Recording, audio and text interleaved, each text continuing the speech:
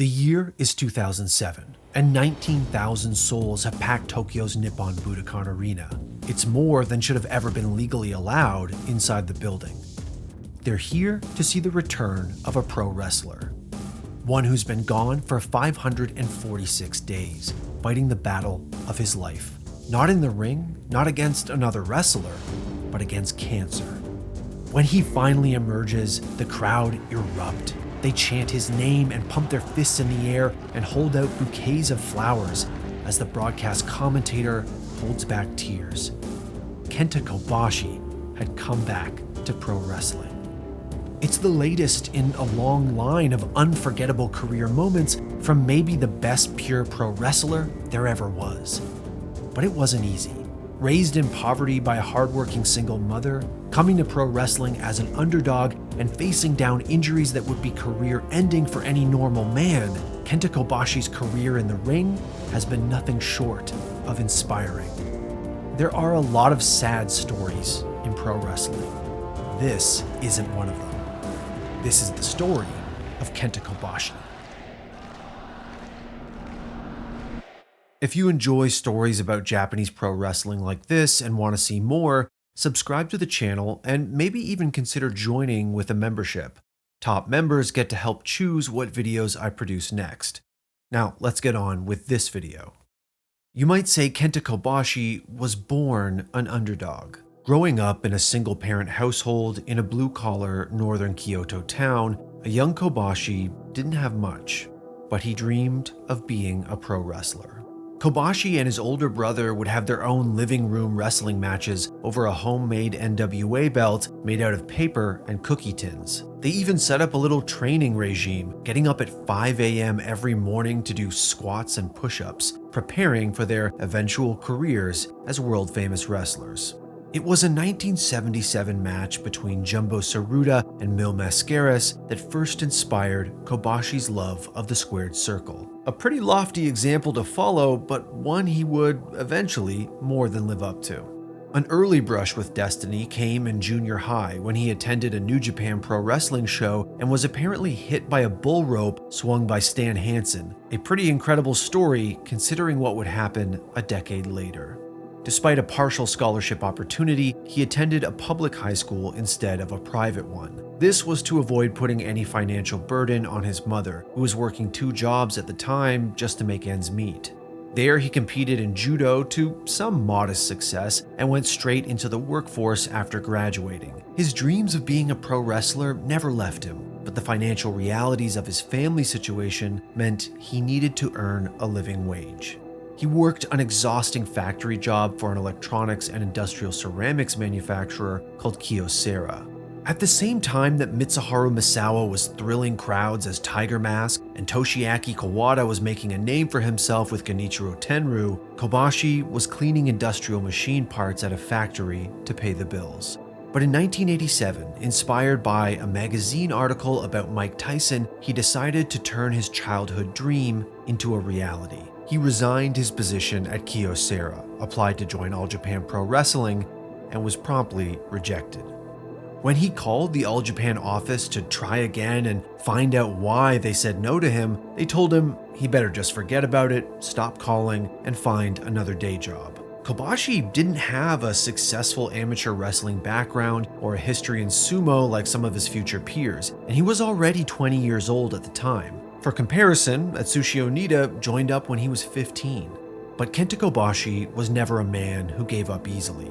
After attending an All Japan Pro Wrestling show and meeting company founder Shohei Giant Baba, he managed to just barely squeeze his foot in the door. He was unenthusiastically invited to join up as a trainee, and so the blue-collar boy from nowhere northern Kyoto packed up his bags and moved to Tokyo.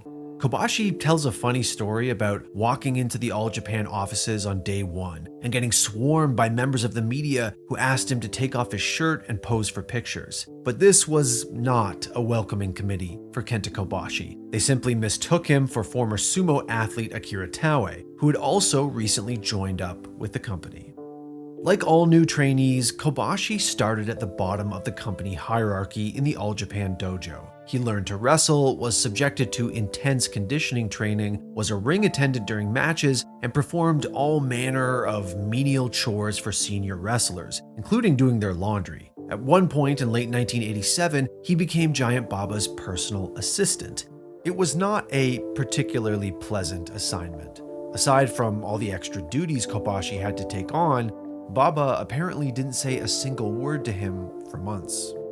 But in February of 1988, all the laundry, training, and that silent treatment from Baba would pay off when he made his official debut for All Japan Pro Wrestling. According to pro wrestling journalist Fumi Saito, for his debut, Kobashi wore secondhand trunks and Masanobu Fuchi's old boots.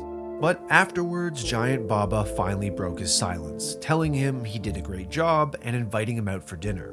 Kobashi's first match was a loss to journeyman wrestler Matoshi Okuma in less than 5 minutes. The story goes that it would be the first of 63 straight singles losses to start Kobashi's career. Although, according to Cage Match, it was actually 62, and there were a few double countouts and even the odd tag match win during this time. Still, for the most part, after he debuted, all Kobashi did was eat pins and count the lights for well over a year.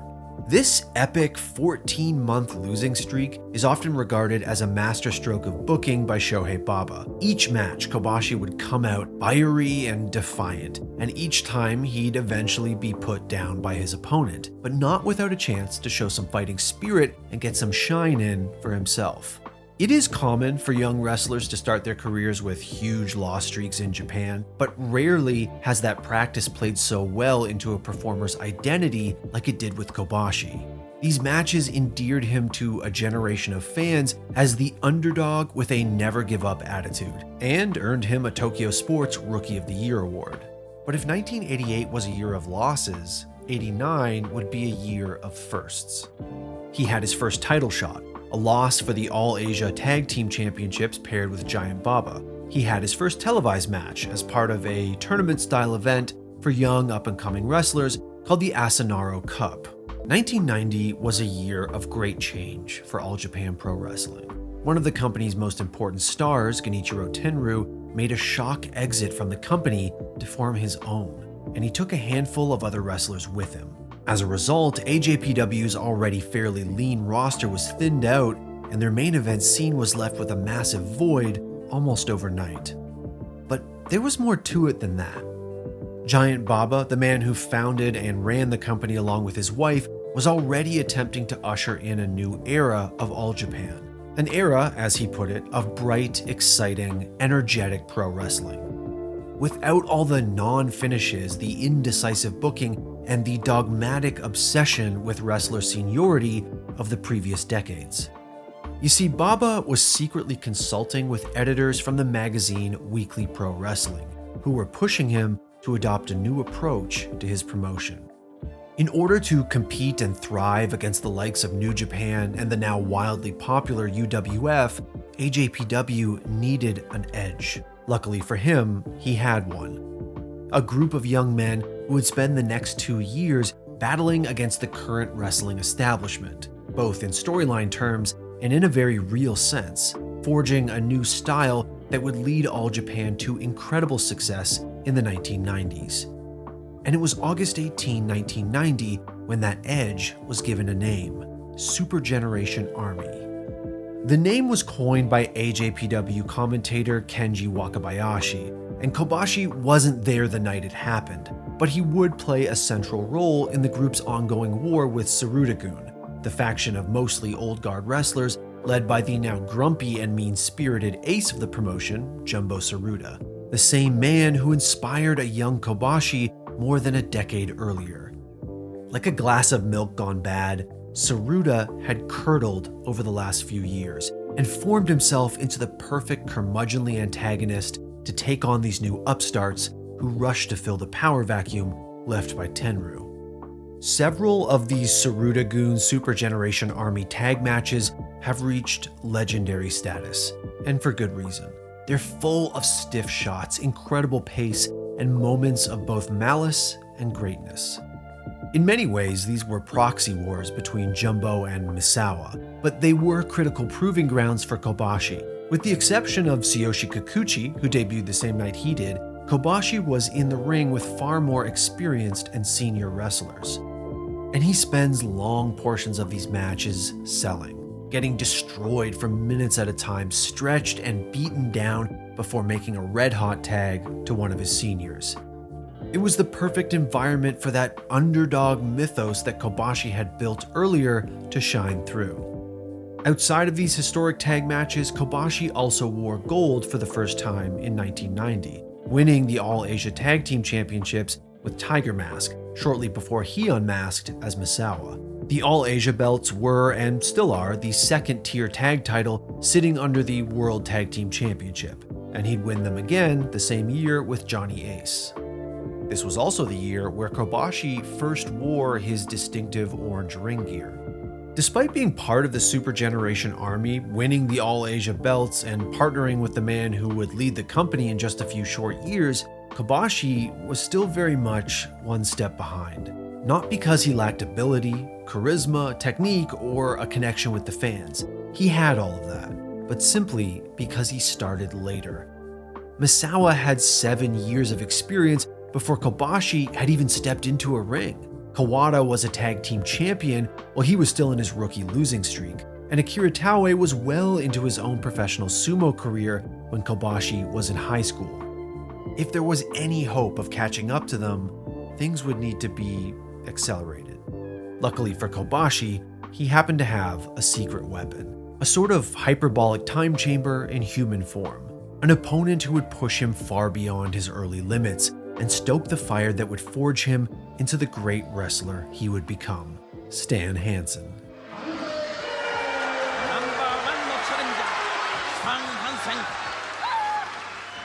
They first met in a 1989 tag match that would be one of the best of Kobashi's early career. He was paired with Jumbo Tsuruta against one of the most frightening tag team combinations of all time, at least on paper, Hansen and Tenryu.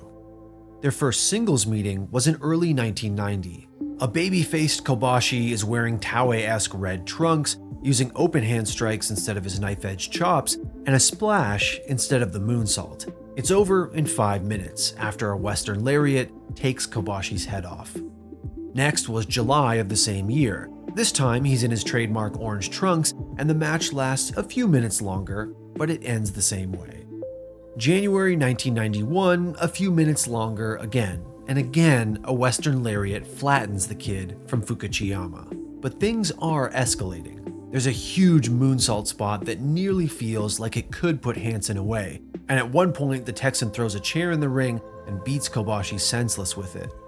And it goes on like this through 1992 and into 1993. Every time they fight, Kobashi gets closer and closer, and each time Hansen coaxes out more of that fire that's clearly burning inside him. It's pure Kings Road style booking, a master and a student, an education in violence. And it's around this time that rivalry would explode into one of the greatest matches of Kobashi's career, but we'll get to that. By 1993, the Super Generation Army had splintered. Their great enemy, Jumbo Tsuruta, had to step away from the ring with a hepatitis C diagnosis, and Misawa was now partway through his own historic 700-day Triple Crown Championship reign. Kawada had formed a new partnership with Akira Taue, dubbed the Holy Demon Army. Kobashi and Misawa likewise reformed as a pair. And that new era that was just on the horizon in 1990 was now beginning to dawn.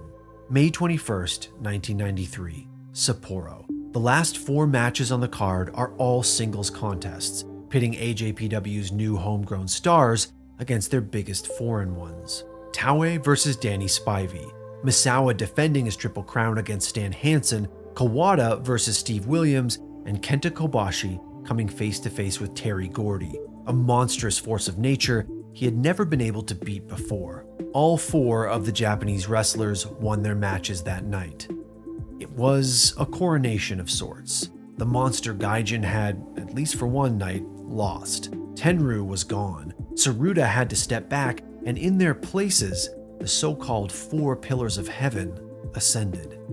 The term in Japanese, Shitenno, or 4 Heavenly Kings, is a Buddhist reference. It was first used to describe the group by Tokyo sports journalist Soichi Shibata after these 4 matches.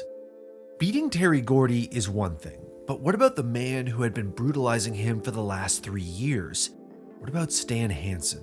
2 months later, Hansen and Kobashi found themselves face to face in the Nippon Budokan in July of '93, and the resulting match would truly be one for the ages. There's a cold determination in Kobashi's eyes we've never seen before, and the bell doesn't even have a chance to ring before he rushes and meets the Texan head-on. Kobashi would dominate the early part of the match, and when he weathers the storm of Hansen's inevitable comeback, it feels less like he's doing it as an underdog and more like an equal. He never backs down under the devastating array of attacks unleashed by Hansen, and they are devastating. A powerbomb on the concrete strikes so stiff Kobashi is visibly bruised and beaten, and a final exchange that will make you wince even 30 years later. Kobashi would say in future interviews that he felt Hansen was targeting him, working far more stiff and rough with him than he would with others, but also that these brutal exchanges would help make him the wrestler he would eventually become. After the final bell, still sitting on the canvas and unable to stand, Hansen raises the horns in victory and shakes his head, as if to say, "That was one hell of a match, kid." It would not be their first singles meeting, but it would be, arguably, their most important. Kobashi's '93 ends with a now legendary Rio World Tag League Finals victory with Misawa against Taue and Kawada.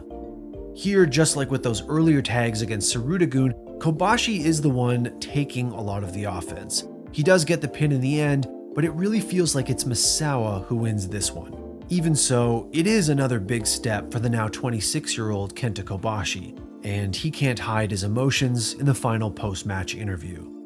On a side note about tag teams, it was at the very start of 1993 that he and his old partner Tsuyoshi Kikuchi lost the All-Asia Tag Team Championships. This may seem like a minor footnote in the story of Kobashi's career, but that tag team with his old dojo mate was another important contributor to the underdog ethos that defined much of his early career.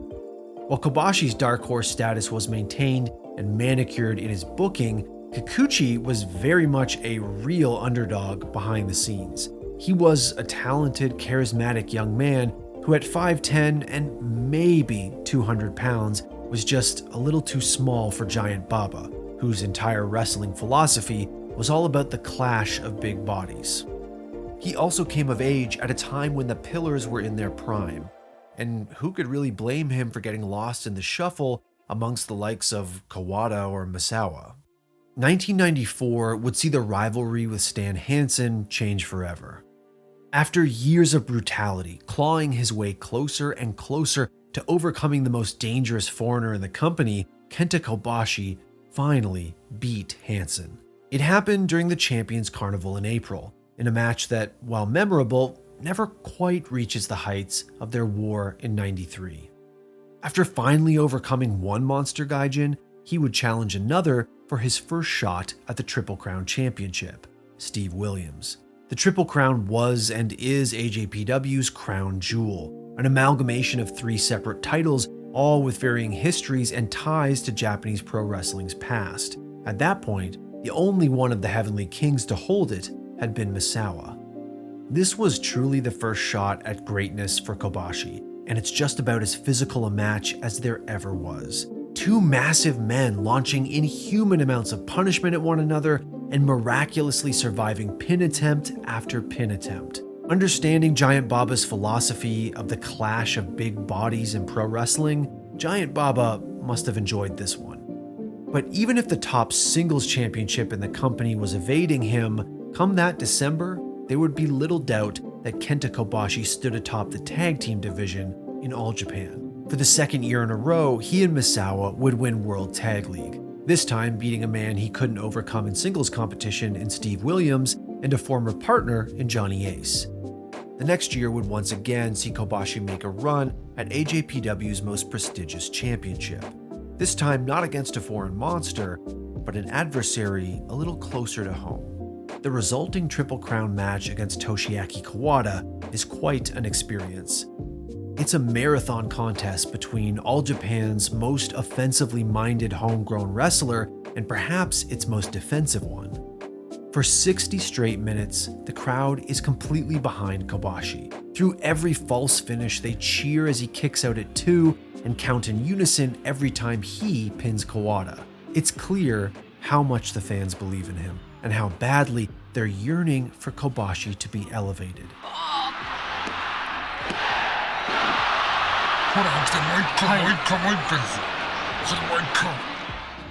But they would have to wait. This match ends in a time limit draw. And the hits would keep coming for Kobashi in '95. That summer, he and Misawa battled the Holy Demon Army in what some people still call the greatest tag match of all time, and for damn good reason.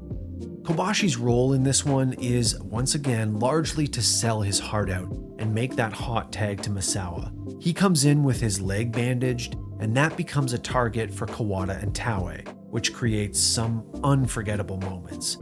Kobashi literally throws himself onto Misawa to protect his partner, and the crowd wails for him as he's tortured for minutes at a time. He roars defiance as the Holy Demon Army push the limits of the rules and the morality of pro wrestling. It is fantastic stuff. This would also be the year of the most violent encounter between Kobashi and Stan Hansen. In an untelevised match, the nearly blind Texan beat Kobashi so badly that things crossed the line. It happened in a small town called Odate in northern Japan, in front of less than 2,000 people.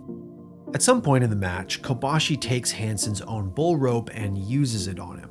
Hansen retaliates by hitting him with a chair so hard it tore Kobashi's arm open to the bone. Somehow he does finish the match, but afterward he storms Hansen's locker room looking for a real fight. Misawa had to be late to his own main event entrance just to break it up. Kobashi would end up being taken to the hospital after the match and receive 22 stitches in his arm. It was apparently the first and only time he's ever been in an ambulance. In October of that year, he would challenge for the Triple Crown again, this time against his partner, his senior, and the ace of the promotion, Mitsuharu Misawa. These two men always had a special relationship, and not just in the ring. In the old days, the former Tiger Mask would sometimes bring his infant daughter to the dojo with him, and it was often Kobashi who would look after and play with her while Misawa trained. Kobashi describes him as like an older brother, and fondly remembers when Baba accepted his application to join All Japan, because Misawa was one of the only two members of the roster who even acknowledged him that day, giving him a warm smile under the mask when he first met him. The other man, by the way, was Jumbo Tsuruta. So by '95, these men know each other so well, they have counter moves for counter moves. And what you get is 40 minutes of phenomenal, psychologically rich pro wrestling. Kobashi's fiery passion acting as the perfect counter to Misawa's hard-edged stoicism. After a barrage of elbows and a final tiger driver, Kobashi would ultimately fall short of his teacher, senior, and locker room older brother. This wasn't the first singles match they had against one another, but it could be thought of as the true beginning of a rivalry that would span the next 8 years. But if Kobashi couldn't get it over the line with the Triple Crown, he was still on one hell of a roll with the World Tag Team Championship. He and Misawa would once again make an appearance in the World Tag League Finals, and once again, it would be the Holy Demon Army standing across from them. Desperate hope spots, huge double team moves, and Kobashi taking inhuman amounts of punishment before deploying one final moonsault for the win. Before the night was over, 16,000 fans in the Nippon Budokan would witness yet another all-time tag match.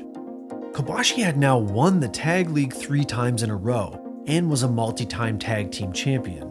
But when it came to the top singles prize in the company, it had been a year of oh-so-close misses. Twice he'd stepped into the ring against 2 of his fellow Four Pillars, and twice he'd fallen short. As far as he had come by 1995, he was still clearly, in some ways, the underdog, at least within the elite tier of All Japan Pro Wrestling. But that was about to change.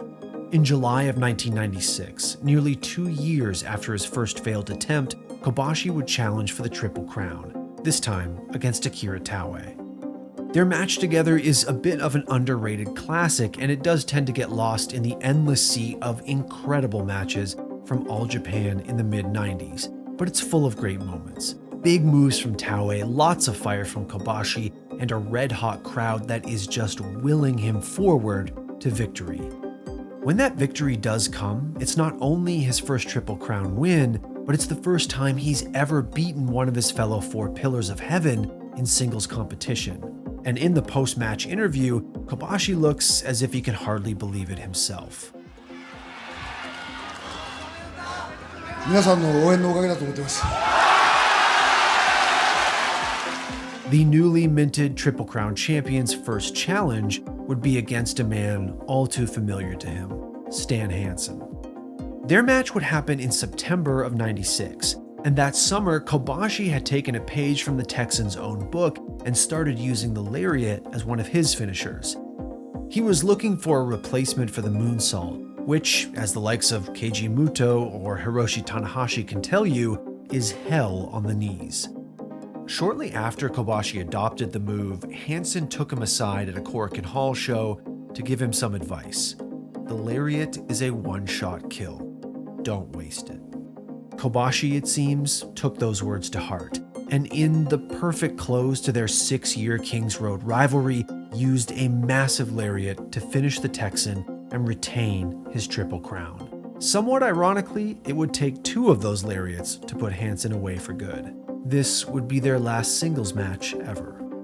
By 1997, Kobashi sat the throne in All Japan, holding its highest honor and defending it against his old nemesis, as well as fellow Pillar of Heaven Toshiaki Kawada, even if that was another time limit draw. But there was still one man he had never overcome or matched, the ace of the promotion, whether he was wearing gold or not, Mitsuharu Misawa.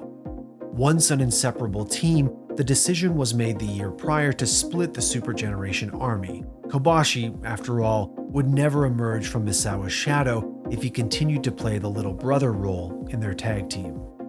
And so the man in green came calling in January, this time not as champion, but as challenger. The resulting match is maybe, just maybe, the best these two ever had together, and that's saying something. As Kobashi enters the ring, he has this steely, cold gaze that's one part hardened determination and one part genuine fear. Misawa starts strong in the opening seconds, but Kobashi has all the answers. His chops are more vicious than they've ever been. He manhandles Misawa with vertical drops and stretches him in submission holds. The ace has to resort to desperation elbow counters just to hold Kobashi back. Anytime he gets even a little breathing room, Misawa pulls out all the stops, launching his body outside the ring with complete disregard for his own safety, half the time smashing into a railing or hitting the floor. This is the level of desperation needed just to survive against Kenta Kobashi in 1997. And what begins to happen is a true reversal of roles. Now Misawa is the one resorting to hope spots and desperation counters. The crowd is chanting his name and willing him to persevere as he's dismantled by his former partner for 25 straight minutes. Eventually, though, the tides do turn, and the longer the match goes, the more the ace starts to take over. After a parade of vicious elbows, tiger suplexes, and a Tiger Driver 91, Kobashi's first Triple Crown reign would end here. In a later interview with Tokyo Sports, Kobashi would recall the cheers of the Osaka crowd washing over him like a hot wind after the match. And in that moment, he felt a profound sense of accomplishment. This would only be the beginning of a back-and-forth war with Misawa that would define Kobashi's 1997. Not long after that January loss, he would beat Misawa in a Champions Carnival round-robin match, and then take him to a time-limit draw in a special one-night playoff. But this isn't so much a major milestone in their rivalry as it is a blip on the radar. The draw was essentially a booking decision to help Misawa look strong after his eventual loss to Kawada in a bit of a convoluted end to that tournament. No, the real sequel to their January match would come in October. Where else but the main event of a Nippon Budokan show in front of 16,000 strong. And it is another classic, full of near falls and huge moves. While you might say it falls slightly short of the breakneck pace set by the January match, it's nearly as dramatic. The result, though, is more of the same, with Kobashi still unable to put his old partner down, no matter how many moonsaults, chops, or orange crushes he throws at him. In the end, they shake hands, signifying the everlasting respect between these two men. A key difference in this rivalry versus the one between Misawa and Kawada. 1998 would be the year Kenta Kobashi reached his final form in All Japan. He'd form a new faction called Burning, a word still closely associated with his identity today. He'd adopt a new entrance theme called Grand Sword, which might be the most epic, rousing, and inspiring pro wrestling theme ever composed. And he'd debut a new deadly super finisher that remains the most talked about, beloved, and imitated move of perhaps the entire era, the Burning Hammer. By this point in All Japan, the competition, if you like, between the four pillars to innovate the most devastating finishing move possible had reached a fever pitch. Misawa had his Tiger Driver 91, Kawada would eventually have his Gonzo Bomb, and Taue developed the Cliff Nadawa, all frightening to watch and booked to be mercilessly effective. In this group belongs the Burning Hammer, an inverted Death Valley driver that spikes Kobashi's opponent directly onto their head. He develops it as a Misawa killer, a secret weapon he would deploy to finally surpass his forever rival. And it is Misawa who becomes the first victim of the Burning Hammer in an October tag match. The first time Kobashi uses it, the commentator and the crowd scream in horror at what they've witnessed, and for good reason.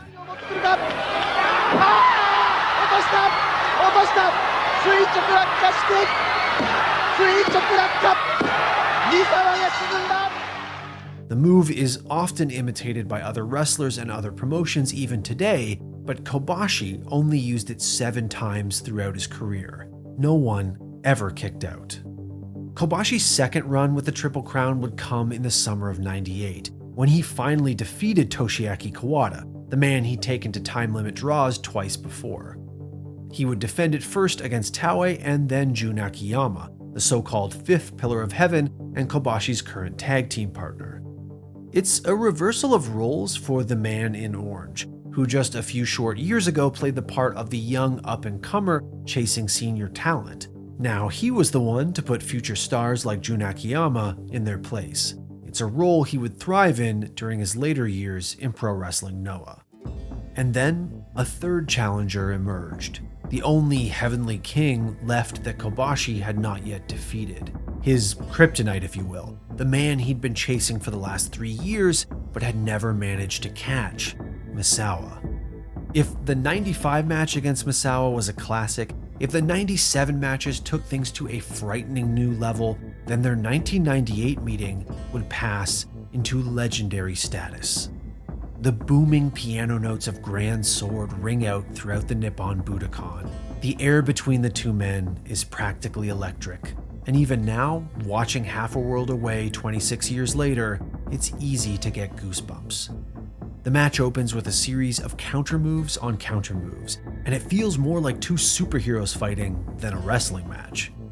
Just like in '97, Kobashi dominates the early going. Eventually, Misawa starts to take over and throws out a series of spectacular moves in an almost casual, methodic fashion, grinding Kobashi down. The momentum swings again several times over, and things feel as evenly matched as they've ever been. The noise of the crowd begins to swell to a constant roar, and Kobashi gets Misawa in position for the one move that could swing the result in his favor, the Burning Hammer. It almost works, but Misawa jerks his body while in position and Kobashi aborts the move, instead transitioning into a huge burning lariat. But it's not enough.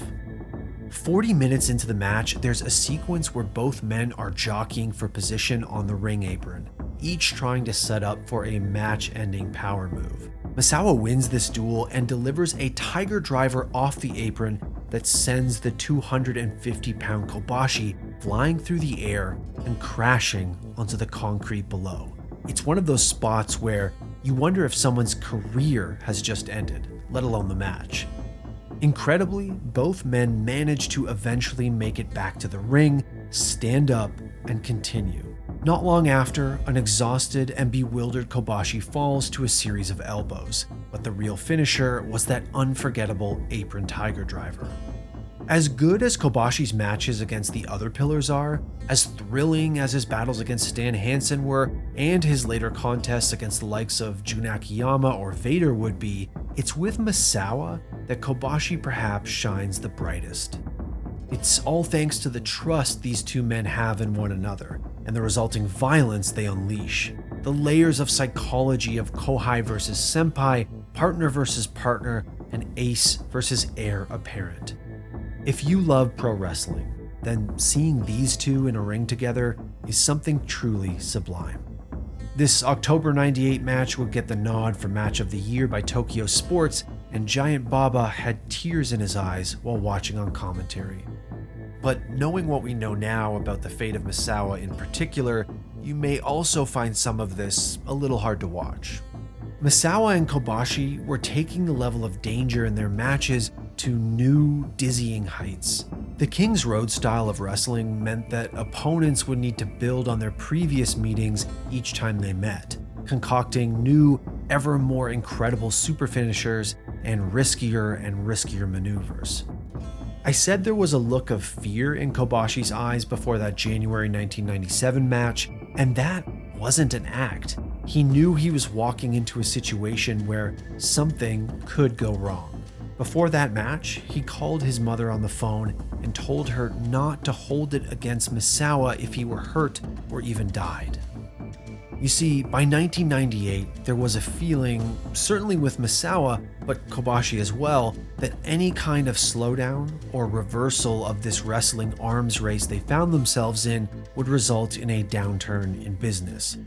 By this time, All Japan's TV programming had been whittled down to just 30 minutes once a week in a graveyard slot. They were not putting butts in seats with TV, and were very much a live event business. The fans and local promoters at those live event venues came expecting, and in some cases demanding, to see the company's top stars performing at their best. The likes of Kobashi, Misawa, and Kawada felt they simply couldn't take time off or rest lest they risk sagging ticket sales, and so they did what they felt they had to do to keep the company going.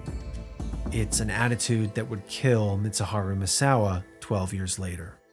Come 1999, the winds of change were once again blowing through All Japan Pro Wrestling, and on their wings, they brought a storm. Giant Baba, the glue that held the entire promotion together, died in January. He was secretly battling cancer. Even Kobashi didn't know just how sick he was, and was shocked to get a call from his mother asking if it was really true that Baba was gone.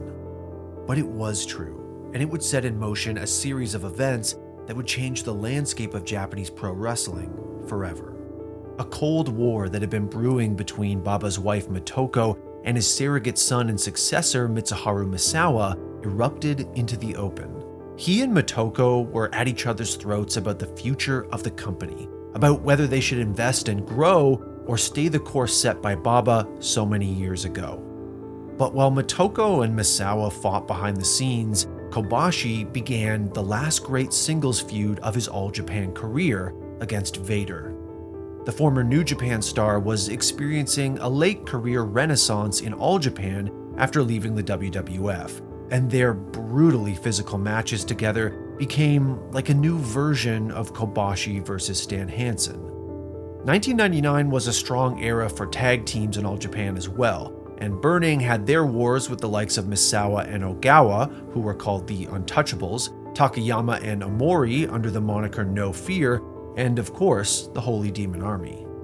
And it wouldn't be right if we didn't at least mention the Kobashi-Misawa match from June of this year. It's yet another classic full of references to previous meetings. But this time, they start with a lot more mat wrestling as the two men counter each other's holds and submissions back and forth. And 20 minutes into the match, they end up on the ring apron. The crowd is oohing and awing with the memories of what happened in 97 and 98 still fresh in their minds. It is a Triple Crown Championship match, and Kobashi loses to Misawa's big new super finisher, the Emerald Flosion. This one is a fast-paced 43 minutes and a very nice addition to the incredible body of work these two men had already built. Like Misawa, Kobashi also had front office duties and became a director in the All Japan organization when Misawa was president. And it's pretty wild to think of Kobashi getting his brain rattled by Vader at night and reporting to a board meeting the next morning. He would definitively defeat this new Gaijin menace at the start of the new millennium and begin his third Triple Crown reign. Appropriately enough, he beat Vader with a weapon borrowed from Stan Hansen, the Lariat. A few months later, he'd win the Champions Carnival for the very first time. In all his years in All Japan, Kobashi had never actually won the company's annual singles tournament. And it's a good thing he did, because it would turn out to be his last opportunity. A little gift, perhaps, from Misawa. On June 16th, the storm that had been on the horizon for more than a year made landfall. A press conference was held, with Mitsuharu Misawa announcing he was leaving All Japan Pro Wrestling and taking nearly every single wrestler, front-end staff member, and behind-the-scenes employee with him. Together, they'd form a new company called Pro Wrestling Noah. It would take the formula that made All Japan a success in the 1990s, then update and expand it for the 21st century. Better production values, better contracts for wrestlers, modern marketing approaches, more emphasis on junior heavyweights, and an updated product in general. This new company replaced All Japan Pro Wrestling essentially overnight, taking their fans, their TV spot, and their place in the Japanese pro wrestling world. If you're interested in learning more about this massive exodus and what led to it, my documentary on Misawa himself has more details. Kobashi himself was in an interesting position following this great All Japan exodus. He had been the reigning Triple Crown champion at the time of the split, and was poised to enter Noah as the default top wrestler in the company. It was a unique opportunity to shed whatever remained of his underdog identity in the old blue ring and walk into the green one as the true ace of the new promotion. But there was work to do first. All those years of moonsaults and leg drops had taken their toll on his body.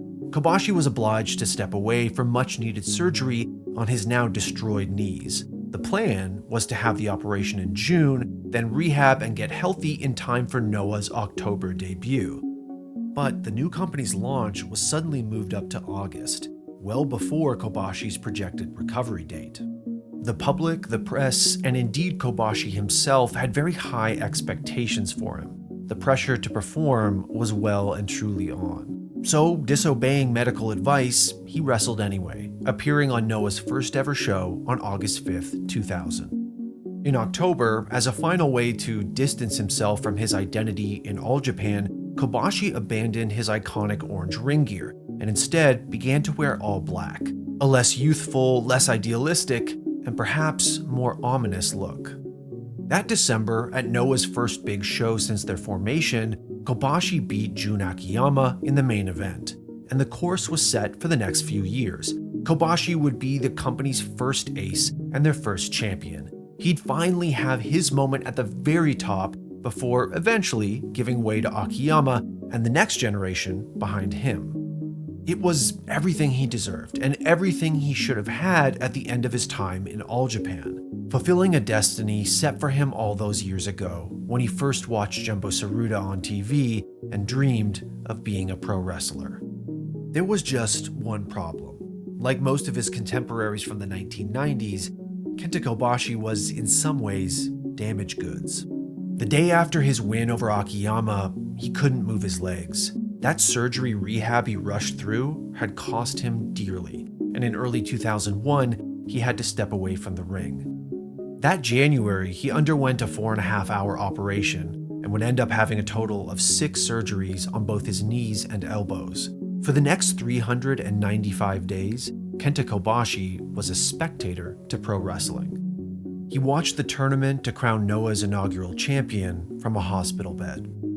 It was a bitter pill to swallow, but it wouldn't be the last. More than a year later, in February of 2002, Kenta Kobashi stepped back into a Noah ring. It's a dream tag team match. An aging but still incredible Misawa teams back up with Kobashi against the now champion Jun Akiyama and a New Japan invader in the form of Yuji Nagata, all in front of a sold-out crowd at the Nippon Budokan.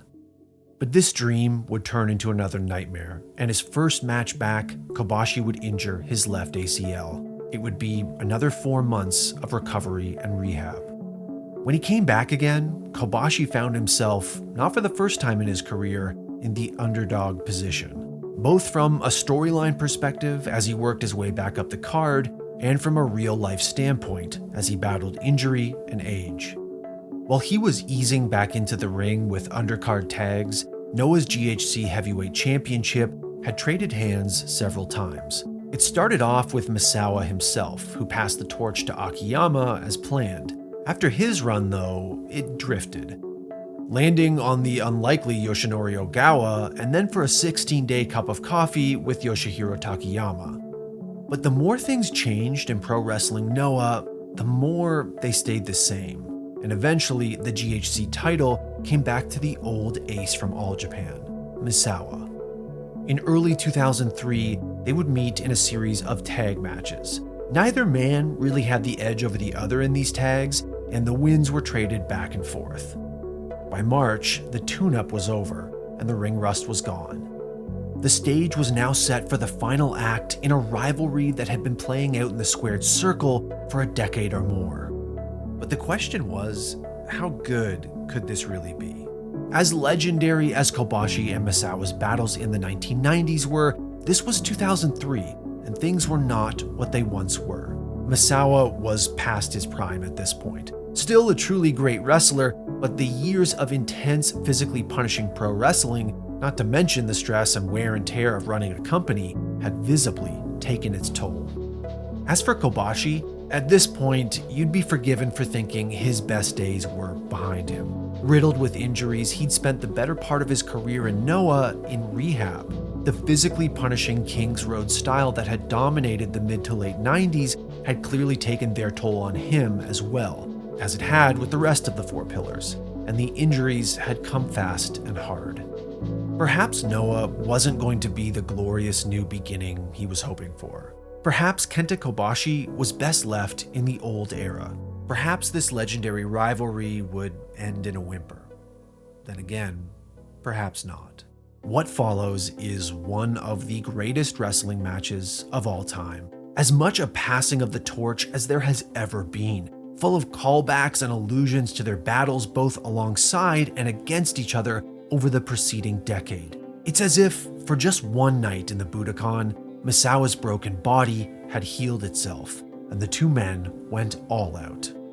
Early on, in a spot reminiscent of their January 1997 match, Misawa goes for a diving elbow off the apron and absolutely eats the guardrail outside the ring. Seconds later, his jaw is smeared with blood. There's a vertical drop brainbuster where Misawa's foot hit Kobashi's left eye and caused an orbital fracture. And of course, there's the absolutely shocking tiger suplex off the entrance ramp that sends both men crashing to the floor. They trade a series of massive finishing moves and kick out at 2.9, an Emerald Flosion, a Lariat, a barely escaped Tiger Driver 91, an Orange Crush. And finally, Kobashi brings out the move he created 5 years earlier to finally beat Misawa, the one he never got a chance to use in their 1998 title match, the only thing that could finish the story, the Burning Hammer. As he himself said in later interviews, this was the kind of pro wrestling only Misawa and Kobashi could do. It could never be imitated or duplicated. And it would be their last ever singles match against each other. With this win, this return to glory after injuries and rehabs and setbacks, Kobashi entered the era of the absolute champion, a moniker given to him that once and for all conveyed his place in the pro wrestling world. Over the next 735 days, Kobashi would defend the GHC heavyweight title 13 times in what is among the greatest championship runs in the history of pro wrestling. Former champions like Ogawa, old foes like Akira Taue, big bruisers like Takayama, invaders like Yuji Nagata and Minoru Suzuki, imports like Mike Awesome, and unlikely Cinderella challengers like Tam and Honda. It felt like the whole world was beating down Kobashi's door back in 2003 and 4. And that's what makes this run so damn near perfect. It's not just the length or the number of title defenses, it's the diversity of styles and opponents Kobashi was paired with. He managed to have a great, or at least very good match with every single one of them. And this is no accident. Kobashi himself is quoted as saying, "I wanted to put on a match that exceeded the expectations of the audience no matter who I was up against." And exceed expectations he did. The match against Akira Taue is like a time portal to 1996, and it's easily his best bout in a very long time. The Ogawa defense feels more like sports entertainment, with ref bumps, foreign objects, and low blows. Yuji Nagata adds a little strong style flair to the mix, and the Minoru Suzuki match is a total clash of styles that just works perfectly. But if you're looking for a single high point in this run, it's the one against Akiyama that stands out the most. This match is as close to a true Kings Road All Japan Four Pillars classic as you're gonna get in 2004. Perhaps even more so than the Misawa or Taue match, because Akiyama and Kobashi are both in their primes, and they go shot for shot with huge super finishers, insane bumps off the ring apron, and tons of near falls. It also doesn't hurt that it was the main event of a Tokyo Dome show in front of 60,000 odd people. If you could only watch a single match from this 2-year-long title reign, this would be the one. If you're interested in a deeper dive into every individual title defense, by the way, Kim Justice has a video breaking down just that on their channel, and I'd recommend giving it a watch. Kenta Kobashi's 735-day reign came to an end on May 3rd, 2005 at the hands of Takeshi Rikio during his second challenge for the belt. A former sumo athlete who had switched to pro wrestling at the turn of the millennium, Rikio was a fairly popular wrestler with some buzz around him, and it was hoped that he'd be among the next generation of stars in pro wrestling Noah. There is a bittersweetness to this loss, but by this time, it hardly mattered if Kobashi actually wore a belt or not. Like Misawa had been in All Japan, Kobashi had transcended titles and was now the undisputed ace in Pro Wrestling Noah. As if to prove that very point, he would steal the show in a non-title match a few months later at what is still Noah's biggest ever event. It was called Destiny, and it packed 62,000 fans into the Tokyo Dome. His opponent was Kensuke Sasaki, a former IWGP heavyweight champion, G1 Climax winner, and now freelancer who could bring a fresh and very credible threat to Kobashi's doorstep. It was their first and only singles match against each other, and neither man had met with or even spoken to the other prior. They went in cold, but the match is anything but. The atmosphere surrounding it is the definition of big match feel. The Tokyo Dome, the lights, the smoke, the rising entrance ramp, the palpable anticipation before the bell rings. It's all there. The match starts off with absolutely no feeling out process as they go for power moves right off the bat. Neither man could be described as small, and each time they lock up, it looks like two titans fighting. Giant Baba was surely looking down from somewhere watching this match and pleased at the clash of big bodies he saw. Several minutes into the match, both men are dead center in the middle of the ring. Sasaki is throwing out low kicks when Kobashi responds with one of his signature chops to the chest. Sasaki takes it, doesn't flinch, and eggs his opponent on for more. What transpires next is simply unforgettable. Kobashi strikes him a few more times. Then Sasaki returns a chop. Then Kobashi. Then Sasaki. Then Kobashi. Then Sasaki. And they don't stop for the next 4.5 minutes.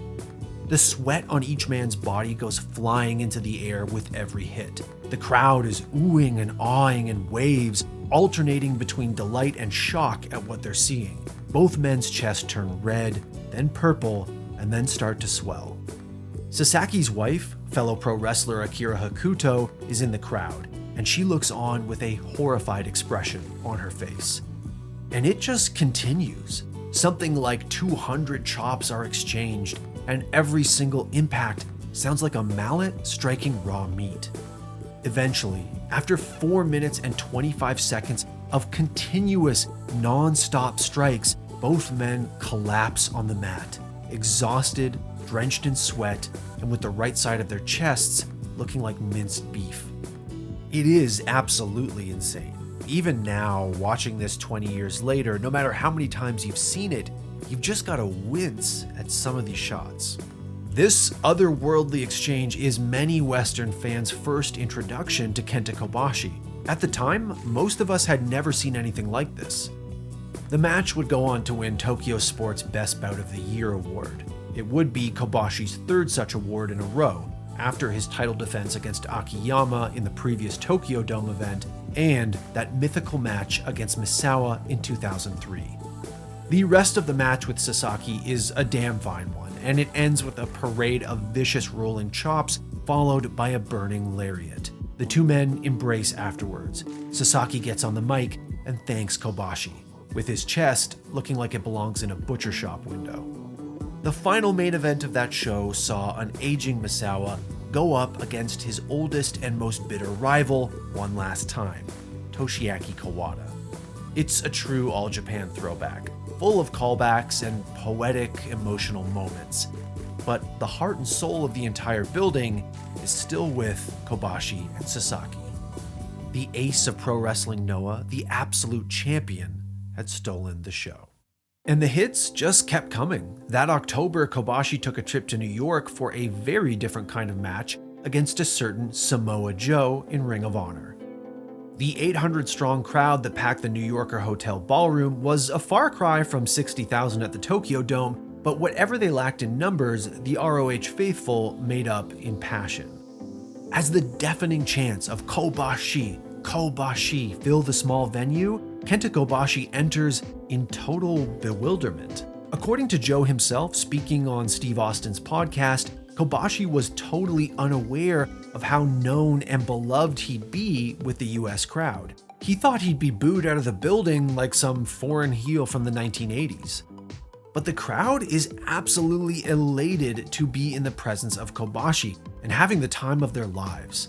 You can see it on their faces in glorious 240p. It's a meeting that would go down in history as a rare dream match that more than lived up to the hype, and a beloved moment for so many American, let's say hardcore wrestling fans from that time period. The match ends with chants of arigato, arigato from the American crowd. It's heartwarming to say the least.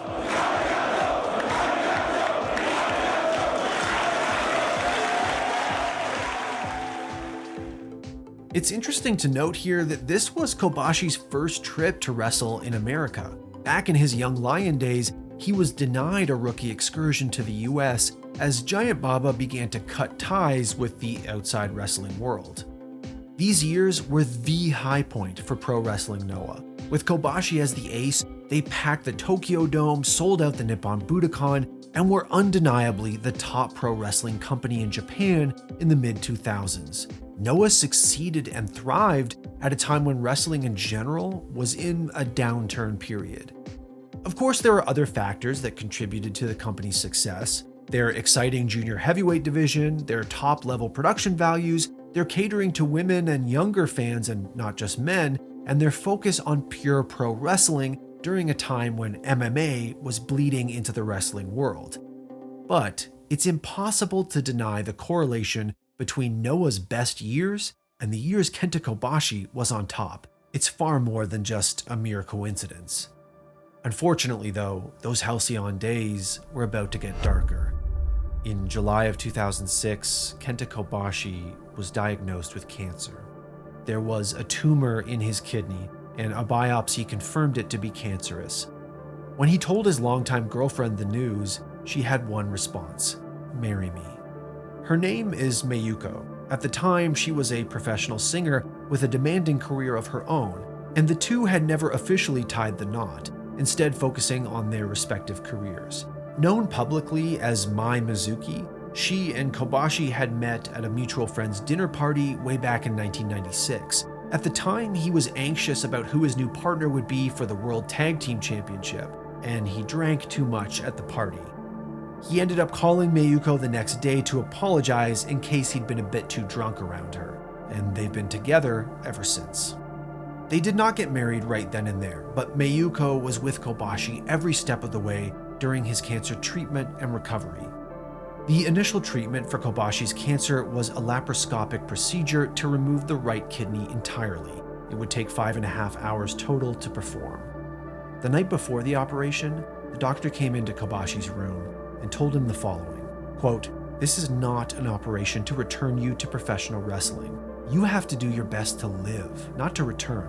You can do anything as long as you're alive, so live." This recovery wasn't like the knee surgeries or the operations on his elbow. It wasn't about making a comeback or winning a gold belt. It was about survival. The operation itself was a success, but that recovery was an uphill battle. According to the Wrestling Observer newsletter, chemotherapy was also part of the treatment following the surgery. In later interviews, Kobashi would say, quote, "Even after I was discharged from the hospital, I was overcome by indescribable fatigue.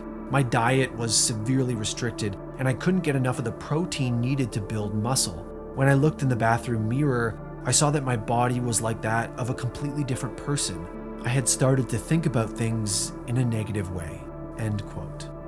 But you can't keep Kenta Kobashi down for long, and pretty soon he had his sights set on another return. In December, he would address a sold-out crowd at the Nippon Budokan and tell them in no uncertain terms that he would be back to wrestle for them again one day. It would take another year of training, diet, more surgery, and closely monitoring his liver health, but Kenta Kobashi would make good on that promise. On December 7th, 2007, after 546 days, the absolute champion stepped into a Noah ring once again.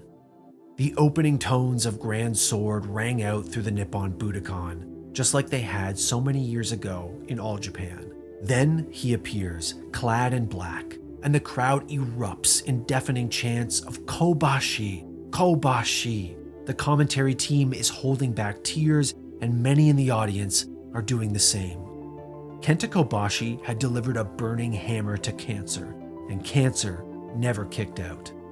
It's a moment that you have to prepare yourself to go back and watch because it will leave you emotional. Consider yourself warned.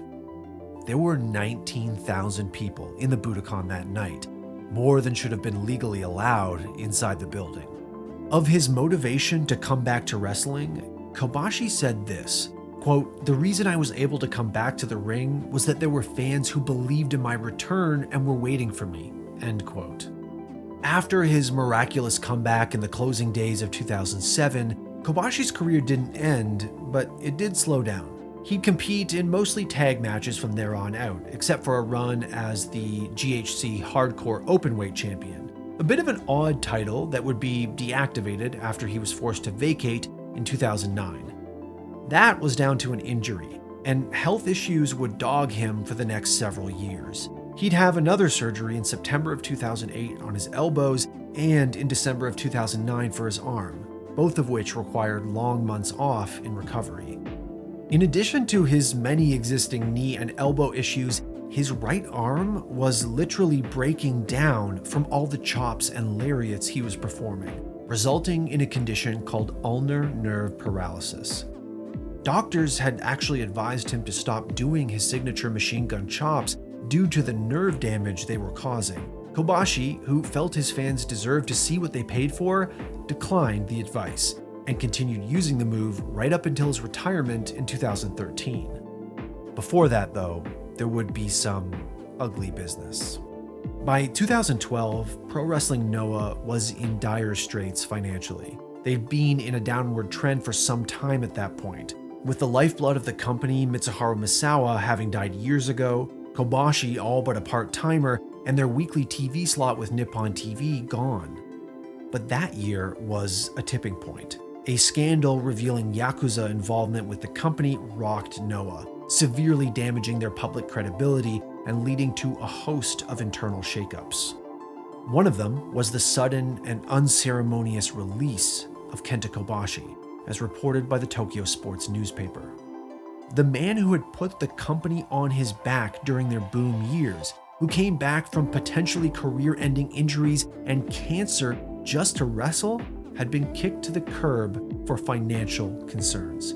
He was, at the time, the highest paid member of the roster, and they simply could not afford to keep him on payroll. Needless to say, fans were not happy, and neither were the wrestlers. In response to Kobashi's release, 5 key talents, most notably Jun Akiyama and Go Shiozaki, decided not to renew their contracts and jump ship to All Japan Pro Wrestling. It was a disaster for Noah.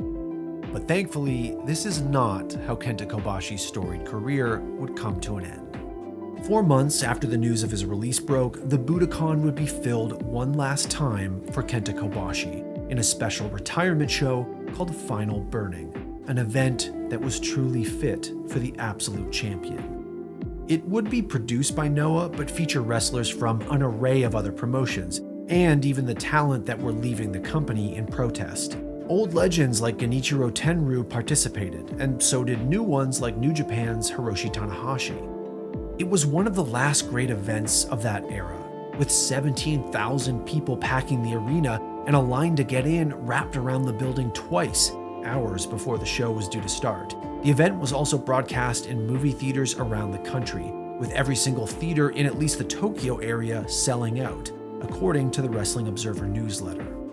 Aside from the main event, the entire card was a parade of emotional moments and callbacks. Hayabusa made an appearance at the top of the show, walking out on crutches and addressing the crowd. Old Masanobu Fuchi, Kobashi's trainer and opponent 20 years ago, was in the opening match. Kawada was there, Tenryu, Chono too. A special message from Stan Hansen was played on the Jumbotron. Mountains of flowers were presented. In the final match of his career, he stood alongside fellow legends of a previous era. Kensuke Sasaki, the man he had that legendary chop battle with in 2005. Keiji Muto, his New Japan contemporary from the 90s. And Jun Akiyama, who had his debut against Kobashi back in 1992 and is often regarded as the 5th pillar of heaven. Across from them were Kobashi's old proteges, Yoshinobu Kanemaru, Kenta, a young Go Shiozaki, and Maybach Taniguchi. The match starts with an insolent Kenta getting chopped into oblivion, and it ends with one last epic moonsault from Kobashi, pinning his old burning protege Kanemaru. What happens in between doesn't really matter, but every time Kobashi gets a tag, throws a chop, or pulls out a career classic like the rolling cradle, the crowd roars in appreciation, just like the old days. It poured rain that day outside the Budokan, and in a way, it rained inside too, as tears began to flow from the audience, from the other wrestlers in the ring, and from Kobashi himself. In his final moments as an active wrestler, a 10-bell salute was held. 1,000 orange, purple, and white streamers flooded the ring, and his theme played one last time. Final Burning was over, but the spark of greatness Kobashi represents has never gone out. That was more than a decade ago, and these days Kenta Kobashi can be found being a force for positive motivation on his various social channels, running the gym he owns, or organizing his own annual wrestling event called Fortune Dream. He even occasionally pops up elsewhere, like this wild moment from DDT when he chopped Minoru Suzuki for not having a train ticket. But he hardly needs to make appearances to keep his legacy going. It's been a long time since his heyday as GHC champion or Triple Crown champion, but it would be hard to find a pro wrestling fan even now who hasn't at least seen a clip of Kenta Kobashi. And his influence is keenly felt in today's product too. Just look at Gunther or Eddie Kingston. Kobashi's enduring legacy is even more impressive when you consider that he entered his prime at a time when Japanese pro wrestling was truly at its most exciting. The 4 Pillars of Heaven, the 3 Musketeers, Nobuhiko Takada's UWFI, Onita and Hayabusa in FMW. It was a time of giants, of legendary wrestlers and feuds and matches. And somehow, amongst all of that, Kenta Kobashi still managed to shine. He remains perhaps wrestling's best ever pure babyface. A man whose entire ethos could be summed up in one iconic gesture, a clenched fist and a roar of defiance. Heart, soul, and a fiery spirit all summed up in a single look. We'll close this video with a quote from the man himself, something to keep in mind if you ever find yourself an underdog in life. When faced with difficulties, you can overcome it if you don't give up. If anyone believes it, then they can do it. Always have that feeling.